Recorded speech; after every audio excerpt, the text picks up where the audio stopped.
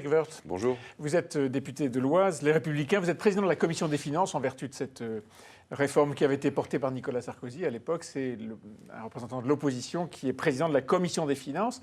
Emmanuel Macron a rejeté hier, pendant son voyage en Inde, toute idée de profiter des premiers fruits de la croissance pour les redistribuer et favoriser le pouvoir d'achat, ce qu'on appelle la cagnotte. Est-ce qu'il a eu raison ? Alors, en tout cas, il n'y a pas de cagnotte. Enfin, beaucoup le disent et je le dis aussi, il n'y a pas de cagnotte dans un État surendetté.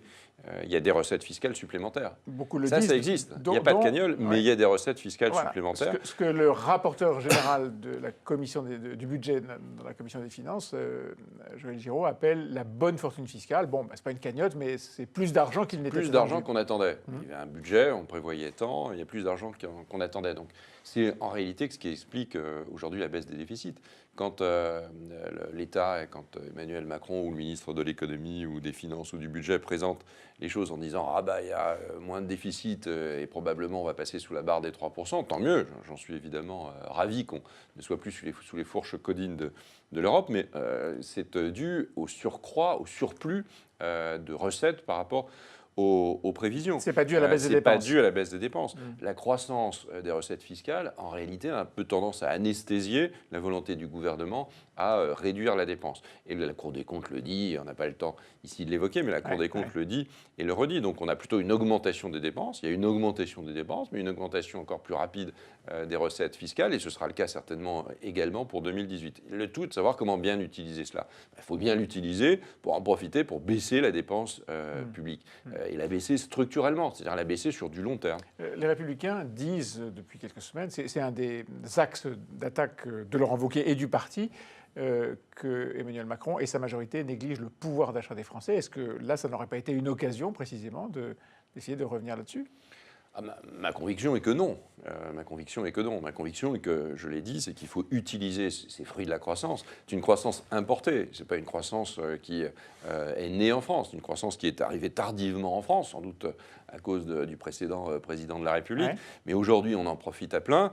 On est un peu en dessous d'ailleurs quand même de la moyenne européenne, mais on en profite à plein. 2% de croissance, c'est beaucoup d'argent qui rentre de TVA, d'impôts sur les sociétés, même d'impôts sur le revenu, de toute taxe. Donc il faut utiliser ce moment-là pour baisser la dépense. Et il n'y a pas de programme de baisse de la dépense publique aujourd'hui en France. Et il faut baisser la dépense publique, parce qu'en baissant la dépense publique, vous baissez à un moment donné les impôts. Et quand vous baissez les impôts et la dépense publique, vous avez plus d'investissement dans les entreprises. Et quand vous avez plus d'investissement dans les entreprises, et de consommation, mais plus d'investissement dans les entreprises, c'est aussi plus d'emplois, c'est plus de profits dans les entreprises, c'est donc plus de profits redistribués aux salariés. Le pouvoir d'achat, il naît de la richesse créée. Il peut naître aussi de la défiscalisation des heures sup, cette fameuse mesure qui avait été prise par Nicolas Sarkozy, annulée par François Hollande et qui est désormais promise par Édouard Philippe pour 2020, une sorte de défiscalisation. En fait, il appelle ça la désocialisation, c'est la suppression des charges sociales sur les heures supplémentaires. Bonne mesure ? C'est une bonne mesure, mais il faut défiscaliser, désocialiser les heures supplémentaires de façon très large. Nicolas Sarkozy l'avait fait avec pas mal de succès. C'est une mesure simple qui est de dire, à partir d'un certain moment, d'un temps de travail, à partir de ce moment-là, eh bien, on considère qu'on a payé ce qu'on devait payer et on ne paye plus. D'où la défiscalisation et la désocialisation. Emmanuel Macron veut le faire à moitié. 3,5 milliards prévus par Bercy. Oui, on ne sait pas très bien le détail des mesures, mais Bercy dit voilà, ça coûtera 3 milliards. On n'en connaît pas du tout les modalités, donc on ne peut pas. Mais je suis très favorable à cela. Sauf qu'on aurait pu le faire tout de suite, ça aurait été bien plus efficace, notamment dans un temps de croissance. Quand on le fait dans un temps de crise, c'est très difficile. Dans un temps de croissance, c'est au contraire quelque chose de très facile à faire. C'est un accélérateur. On aurait pu le faire. Le président a choisi de baisser la taxe d'habitation, l'a supprimer dans des conditions d'ailleurs assez folkloriques, puisqu'on ne sait pas par quoi elle sera remplacée. Il a décidé de dépenser de l'argent sur le pouvoir d'achat autrement. Et il a décidé, à tort, de taxer les retraités de façon, je trouve, assez brutale et très injuste. Donc c'est le pouvoir d'achat des uns contre le pouvoir d'achat des autres. Et à nouveau, il n'y a pas d'heures sup pour les retraités, par définition. Il n'y a pas d'heures sup pour les retraités, par définition.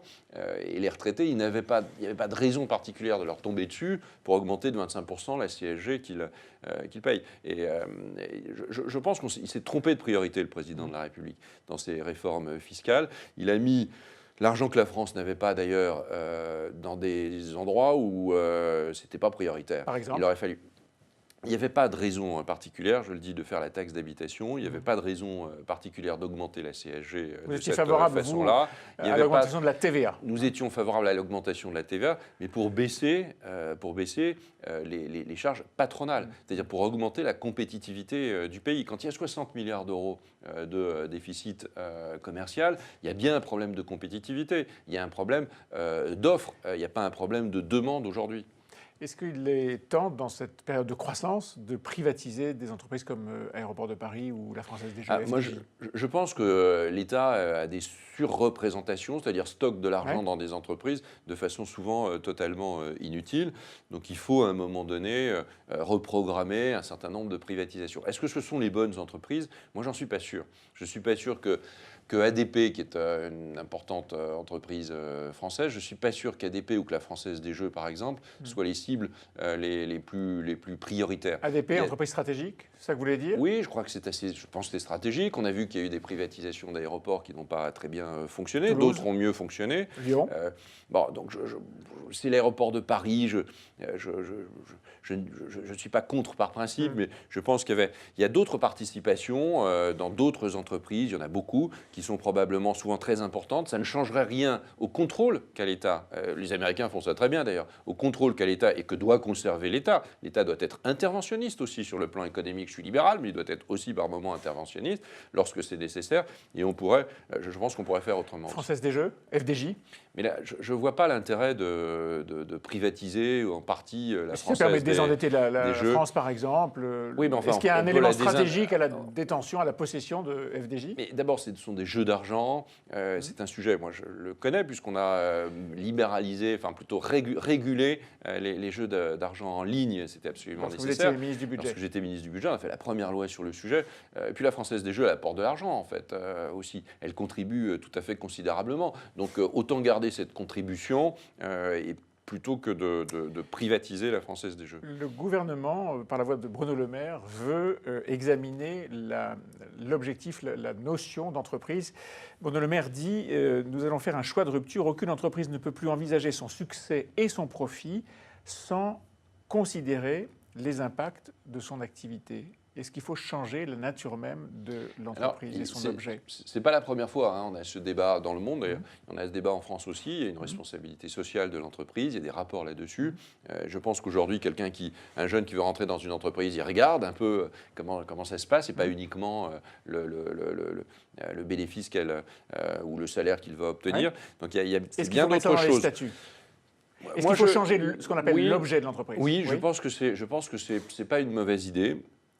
À partir du moment où ce n'est pas obligatoire, c'est de la soft law. Il faut que ce soit l'entreprise qui le décide elle-même. Ouais. Je comprends, à ce que je lis des déclarations du ministre de l'économie, que c'est plutôt la voie qu'il souhaiterait tenir. On laisse la possibilité d'inscrire dans l'objet social de l'entreprise d'autres points que le social, l'environnemental, essentiellement. Le social et l'environnemental. Et à ce moment-là, l'entreprise, elle fait son choix. Et puis, elle devient attractive ou pas. Elle fait son choix. Et je suis pour la liberté des entreprises de faire ou de ne pas faire cela, mais de leur laisser la possibilité. C'est absolument certain.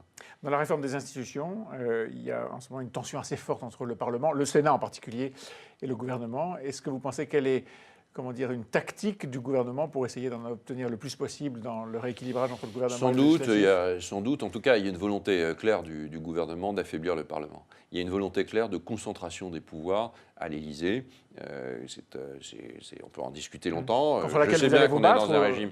On va se battre parce que je pense que dans tous les pays, il y a heureusement un pouvoir, et ce n'est pas un contre-pouvoir, le Parlement, il y a un partage du pouvoir entre le législatif et l'exécutif. Et là, il est en danger ? La Ve République. Je crois qu'au fur et à mesure du temps, goutte par goutte, oui. Réduire le nombre de parlementaires, oui, ça c'est pas un sujet, mais réduire le pouvoir des parlementaires, pouvoir d'amendement par exemple, faire en sorte que tout d'un coup on se dit un parlementaire peut en remplacer un autre, allez, on fait 2 mandats, 3 mandats, et puis après vous avez interdiction de vous présenter. En réalité, la vérité c'est que c'est aux électeurs d'en décider, c'est à la personne elle-même de savoir si elle veut continuer. D'abord, ce sont des fonctions, presque des métiers d'ailleurs, c'est à tout d'un métier. Pas reconnu comme tel par l'opinion publique. Pas reconnu comme tel, c'est une fonction, un mandat. Mais enfin, il vaut mieux être professionnel qu'amateur dans ce type de sujet. Et il faut évidemment laisser les électeurs choisir. Et les électeurs doivent pouvoir choisir librement. Demander à un électeur dans une mairie si parfois il a envie de voir son maire partir. Non, s'il est bon, il reste, et s'il n'est pas bon, il s'en va. On aura une tension. Donc, mais affaiblissement du Parlement, risque majeur d'affaiblissement du Parlement. Limitation du droit d'amendement, ce serait absolument et totalement inacceptable. Et la bagarre est lancée. Merci beaucoup, Éric Merci à Woerth. vous.